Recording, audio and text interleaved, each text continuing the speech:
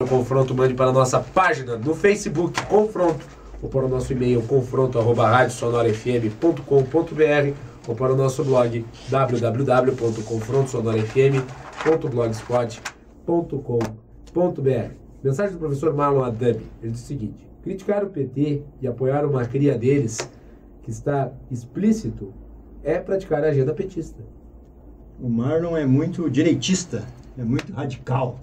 Ele gosta de uma agora aí aquela que fumou charuto lá depois que caiu o avião, né? Como é o nome da mulher lá, Gledes, não sei o que. Denise Abreu.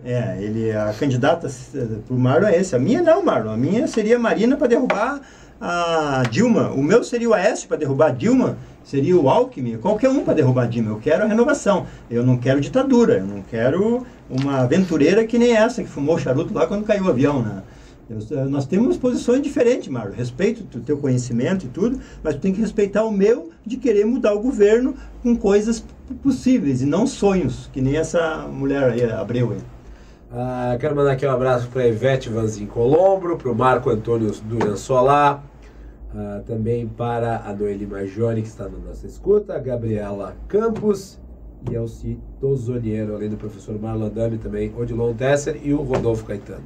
Obrigado a vocês aí, todos que estão nos ouvindo, mandando mensagens, comentários. Também ao Léo Brandão aí, obrigado. E todos que estão acompanhando pela internet, tenho certeza disso, né? Esses daqui são os que mandaram alguma mensagem ou alguma manifestação. E a gente fica bravo às vezes quando não consegue fazer a pergunta para ti, né? Mas tem dia que tem muita pergunta, né, Guilherme? A Noeli uma vez reclamou na época da entrevista do prefeito Clayton que eu não teria lido a pergunta dela, mas não foi em virtude da pergunta, foi em virtude do tempo. O Garcia também mandou duas perguntas, eu só consegui ler uma das duas. E a segunda era mais importante. Eu não lembro qual que era a segunda. Eu também agora não me lembro. O programa foi até as 2h15, nós nos estendemos além do horário. É claro que eu não podia ficar mantendo o prefeito aqui até o fim dos tempos.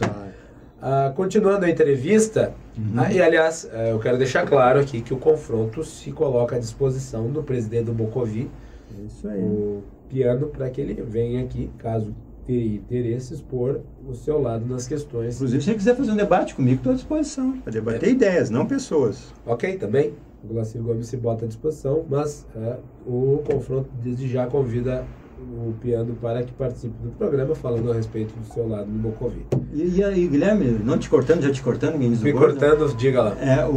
Há pouco o Leandro entrou no estúdio aqui dizendo que se nós ia partir para as vias de fato, não, o Guilherme ele é instigante, ele motiva a gente, então a gente sobe o tom, mas é no calor da emoção, nós temos o maior respeito, inclusive quando nós éramos adversários políticos, tu então no PSDB, e eu, como PV, nós éramos adversário político, mas na rua a gente se respeitava, se cumprimentava normalmente. Existe a política e existe o ser humano. E o ser humano eu respeito a todos. Porque cada um, quando faz alguma atitude, ele tem o seu motivo, né, Guilherme? Eu acho que esse é o programa para fazer as perguntas que devem ser feitas. Sem blá blá blá, né? Exatamente. Bom, continuando.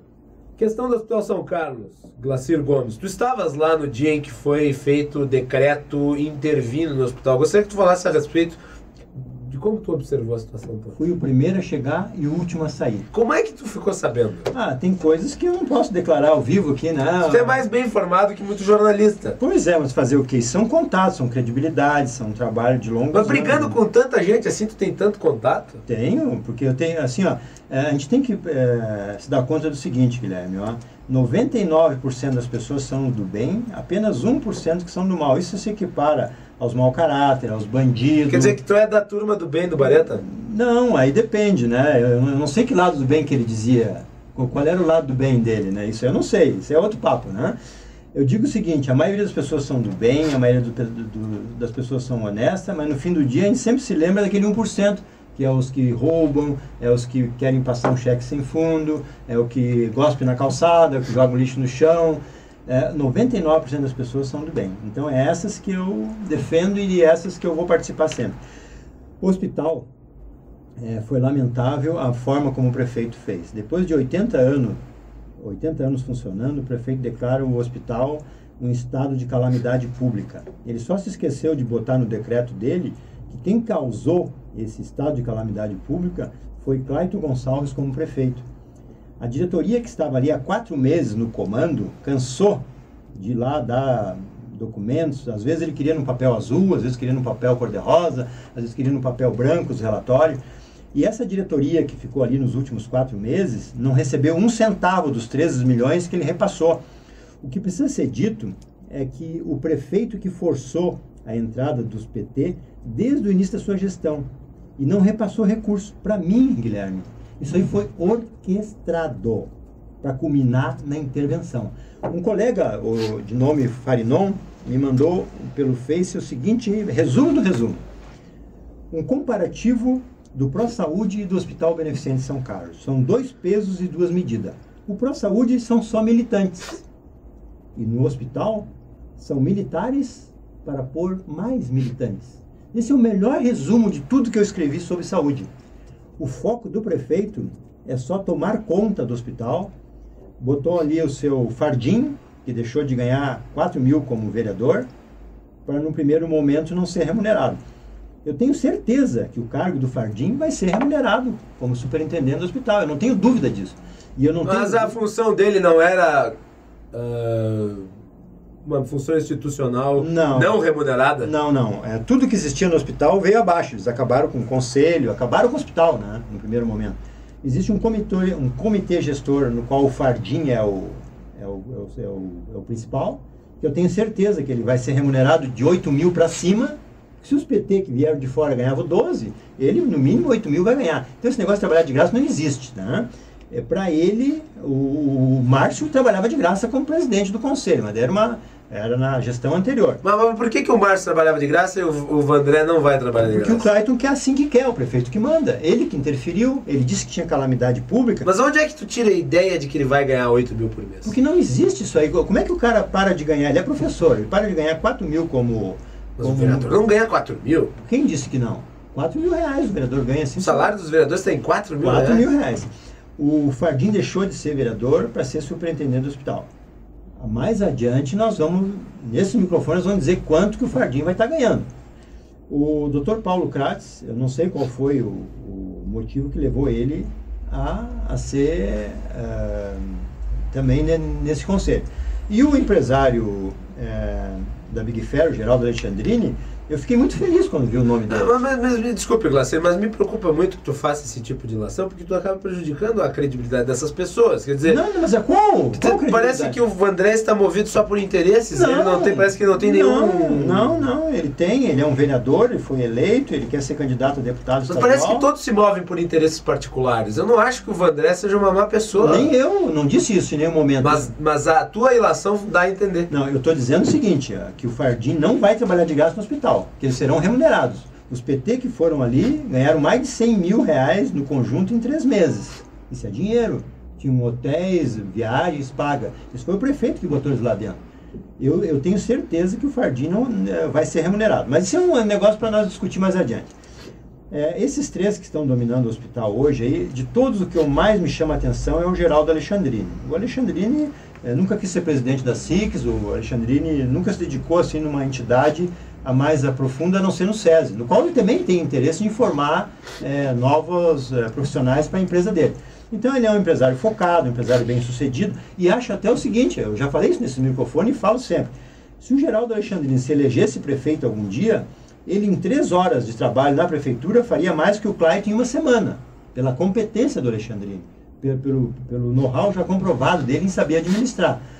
O que eu estranho é ele agora... Mas uma coisa é administrar uma empresa, outra coisa é administrar um órgão público onde tem interesses políticos. Pois é. É complicado, não é bem assim. Isso aí que eu quero ver quanto tempo que o Alexandrini vai... Eu não estou botando em dúvida a capacidade gerencial. Nem eu, quem somos nós. Pelo contrário. Mas eu estou dizendo que é diferente. Se o Alexandrini quiser se candidatar a prefeito pelo PV, eu largo a presidência e abro mão de tudo e deixo ele ser o presidente do PV e o próximo candidato a prefeito Farroupilha.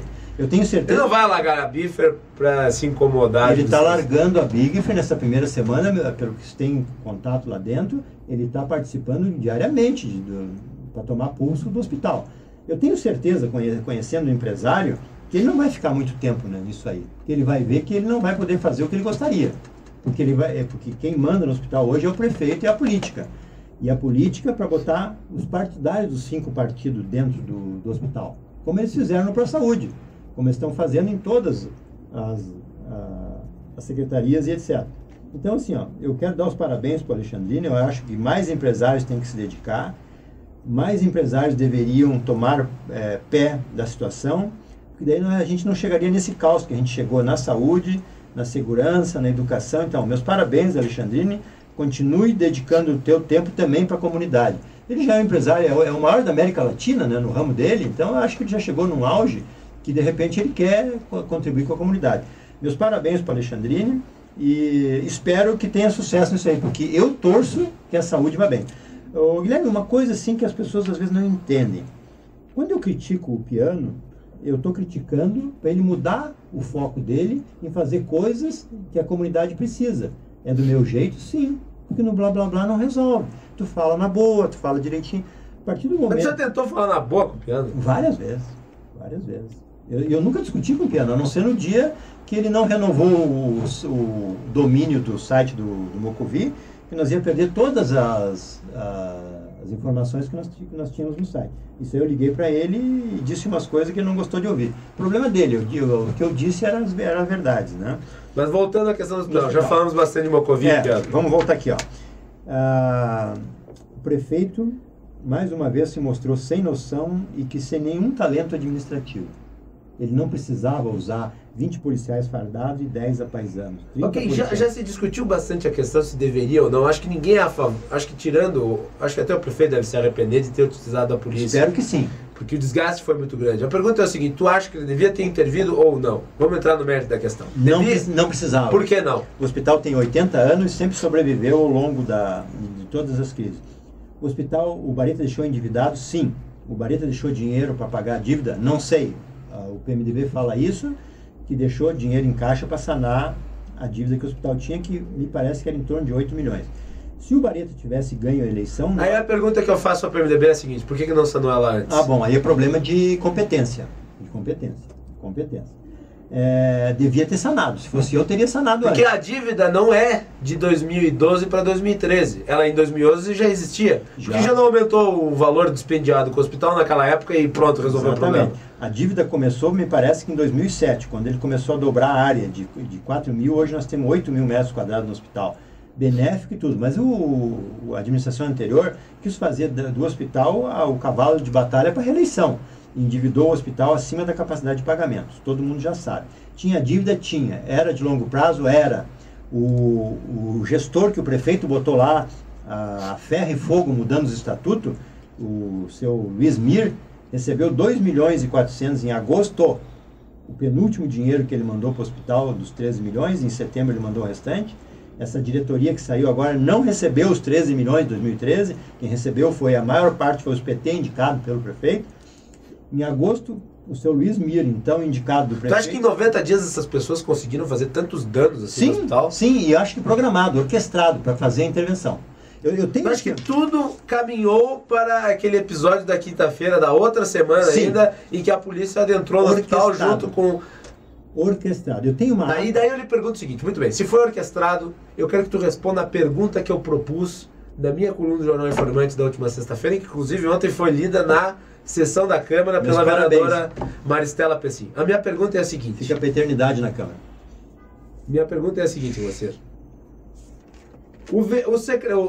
A secretária Solange Sonda e o vice-prefeito Pedro Pedroso, durante um bom tempo, eu fiz transcrição das manifestações deles na entrevista coletiva da Solange Sonda e numa entrevista que o Pedro Pedroso deu nos microfones aqui da Rádio Sonora para o Leandro Damati, e eles falavam em um acordo, eles falavam em um bom diálogo, e isso acabou não existindo porque o prefeito veio com um decreto goela abaixo. E eu lhe pergunto o seguinte, isso tudo o prefeito passou por cima dos dois ou eles dois ganharam tempo para o governo? Só ganharam tempo para o momento oportuno. Tu acha então que eles fizeram um teatro imaginário? Eu não tenho dúvida disso. E eu consigo transmitir para os ouvintes o seguinte, ó.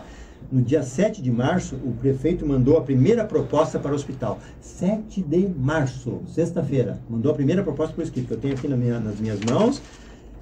No dia 11, a diretoria do hospital foi a Porto Alegre falar com a secretária de Estado. No dia 12, o prefeito foi a Porto Alegre falar com a secretária de Estado. No dia 12, o hospital se reuniu e mandou uma proposta para o prefeito de 4 páginas, que eu tenho aqui comigo também. Eu tenho certeza que o prefeito nem leu isso aí, no dia 12. Tá? E no dia 13, ele fez a intervenção. Onde é que está a coerência desse governo, que falava que não recebia relatório? Se aqui, ó, eu tenho uma ata do dia 29 de maio, onde fala que o prefeito municipal, o chefe de gabinete, a Justina Once, o Luiz Mir, o Cirano, a Vera Genro, fizeram uma reunião no gabinete do prefeito. Aqui é a ata, dia 29 de maio. No dia 27 de junho, eu tenho um e-mail que a Vera Genro passou para o então presidente. O prefeito só vai mandar recurso após a votação do novo estatuto. O doutor Luiz Mir vai viajar e não vai passar dinheiro para pagar a folha. Está aqui, ó. Eu tenho um e-mail onde eles dizem isso aqui. Isso aqui é ter fatos. Eu tenho atas que desmente o que o prefeito falava, que ele não se impôs para botar a diretoria lá.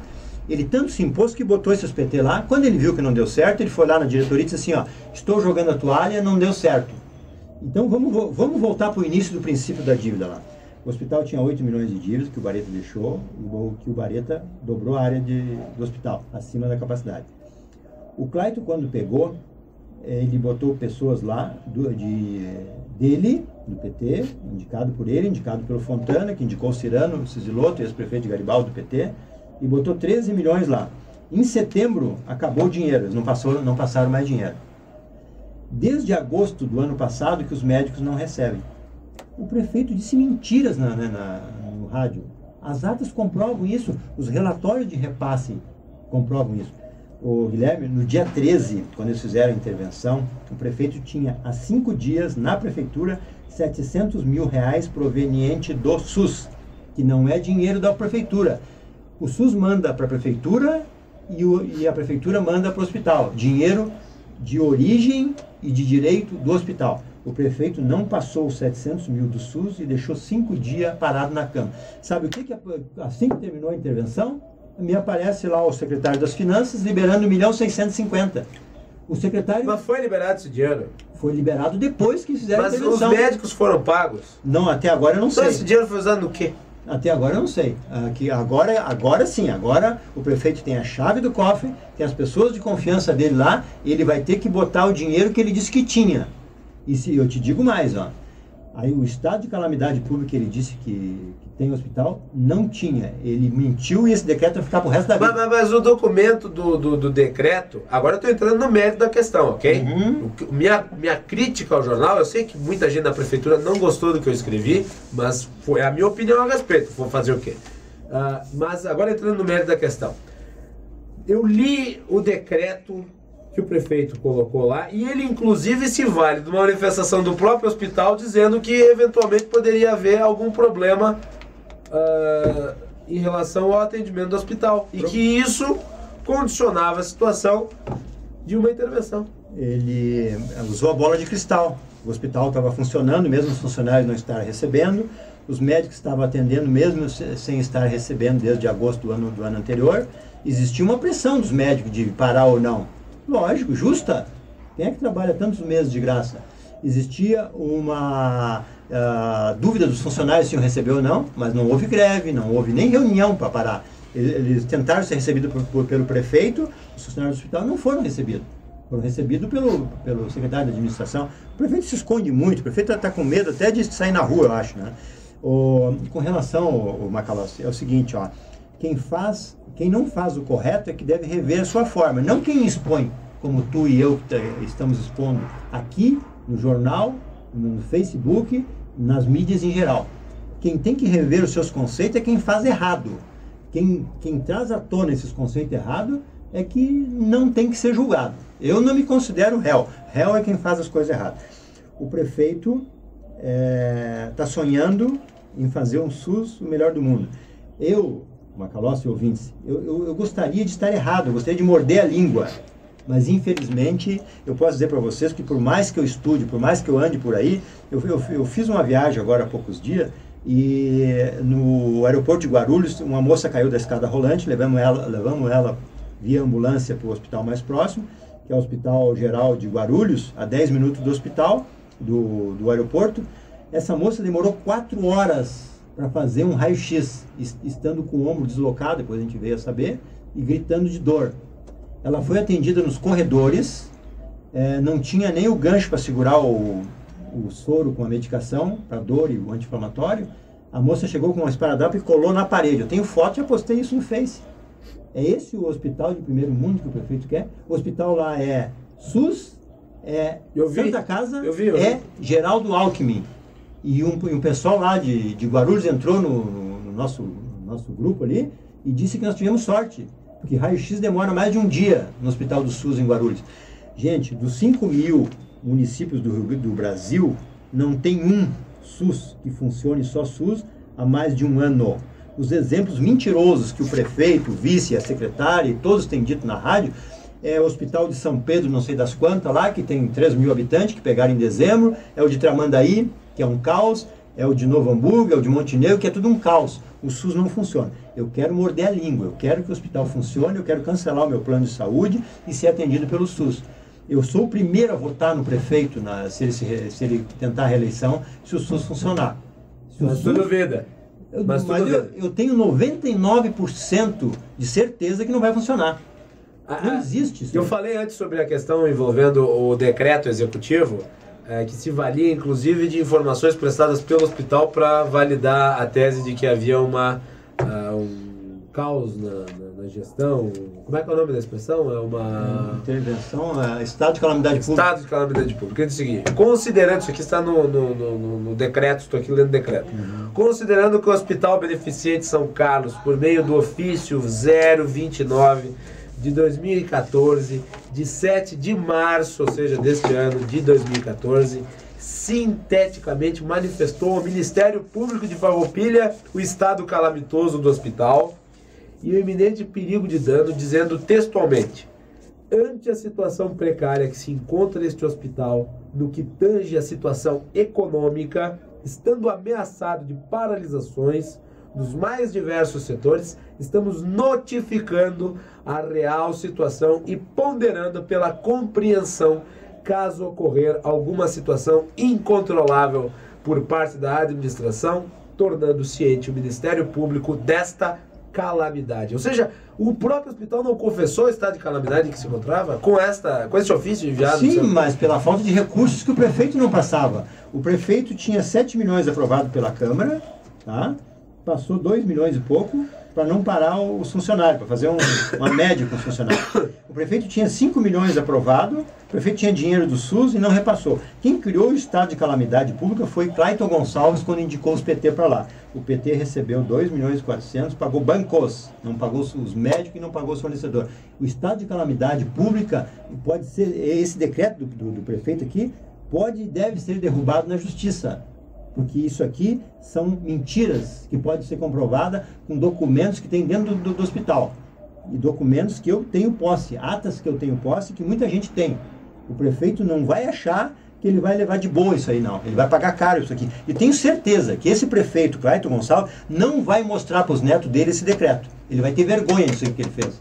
Ele foi mentiroso, ele foi leviano, ele foi orquestrado, ele foi maquiavélico para fazer essa intervenção. Isso daí foi uma análise freudiana da intervenção? Não, a freudiana é dele, que ele nem sabe quem é Freud, eu acho, né? Muitas psicólogas falaram no Facebook aí que ele nunca leu Freud para dizer as bobagens que ele disse aqui. O prefeito não tem noção, o prefeito não sabe o que está fazendo e não sabe nem administrar. O prefeito acho que nunca administrou nada, porque quem administrava o consultório dele era a secretária dele. Então, uma pessoa que é um médico, que bem sucedido, tudo, se lança para ser prefeito sem estudar política, sem estudar administração, por isso que está esse caos. E o caos maior... E ainda assim tu ajudou a eleger ele. Não, eu queria me eleger porque eu faria muito, muito diferente, nós não estaríamos tendo essa conversa aqui. Porque eu sei administrar, eu fui gerente de banco. Talvez tivesse o Clayton aqui reclamando de você. Seria bem-vindo. Eu ouviria mais ele. Porque tem que ouvir a oposição, Guilherme. A oposição é o único que diz as verdades. Os puxa-saco que estão na volta querem garantir os 3 FG, os 2 FG, querem garantir o salário de 12 mil, querem garantir as boquinhas. Esses não vão dizer, prefeito, o senhor está errado. Eles têm medo de perder o emprego. Eu não tenho rabo preso, eu não dependo da prefeitura. E outra coisa, falamos isso ontem lá na Câmara.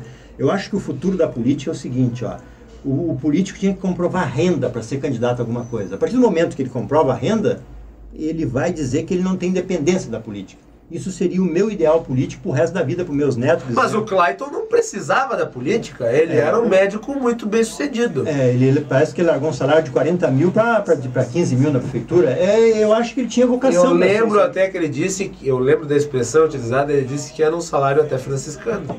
40 mil deve ser franciscano. Mas ele não comprovava a renda, ele não se enquadra nessa. E outra coisa, eu postei no Face outro dia uma mansão que o prefeito está construindo. Ele tem o direito de ter a casa própria depois de tanto tempo de profissão. Só que é o seguinte, ele vai ter que ter origem disso aí. No imposto de renda dele que ele botou para fazer a campanha, ele não tem origem. Ele não tinha terreno e ele não tem origem para construir uma mansão. Ele vai ter que dar origem. Eu estou de olho, prefeito. Eu estou de olho. Se o senhor fizer coisa além do seu imposto de renda, eu vou levar para o Ministério Público, eu vou lhe denunciar. Então eu estou de olho, eu sou oposição e estou cuidando de tudo. Desde os bens até a má administração. Muito bem.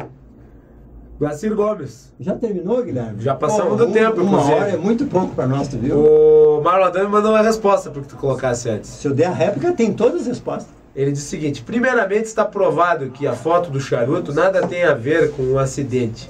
E procure, antes de tecer comentários sobre pessoas, conhecer mais profundamente a sua história e sua função. Pois repetir histórias falaciosas é fácil. Difícil é pesquisar e não ser um repetidor de mentiras. Glacir, me perdoe, mas você é um esquerdista disfarçado, como todos os que estão por aí, enganando o eleitorado com centro, ecologismo, e quem fica em cima do muro é politiqueiro. Aliás, não prego ditadura, mas uma arrumação da casa. E pela tua experiência de vida, deveria conhecer melhor a história brasileira sobre o regime militar. Por favor, retirar sua opinião quanto a minha pessoa, pois desqualificar, como costuma fazer, é tática esquerdista. Okay? Ele não me desqualificou no comentário dele agora. O Marlon, você é reacionário e direitista. Você não conhece a história da Marina, assim como eu não conheço e não me interessa a da Abreu. Para mim, ela, na posição que ela tinha da ANAC, ela não podia participar daquela festa fumando charuto após ter sido morto mais de 200 pessoas. Reacionário é você, direitista é você, e eu sou esquerdista sim, e quero derrubar a Dilma. Esquerda? Nessa situação sim, eu quero derrubar a Dilma, que é de direita. Não, mas peraí, mas eu já discordo. A Dilma não tem nada de Como não? Ela é direita comunista. Não tem nada a ver, o comunismo tem nada a ver com a direita. As pessoas não são de direita nem de esquerda, elas são pelo bem, pela felicidade, pelo viver bem, por ter educação, por ter segurança. Marlon, tu é um professor de história, pelo que eu sei, né? Os professores de história são tudo PT, agora que eles foram traídos pelo PT, que eles estão revoltados. Tu também é filhote do PT, Marlon. Um abraço pra ti, te respeito, viu? Tá bom, então. Ele disse que tu se entregou. O confronto vai ficando por aqui. Queria agradecer a todos que mandaram comentários, perguntas e colocações a respeito da entrevista do Glacir Gomes. O confronto volta amanhã. Amanhã nós vamos entrevistar a Glória Menegotto, que veio falar aí a respeito também dessas e de outras questões. Eu vou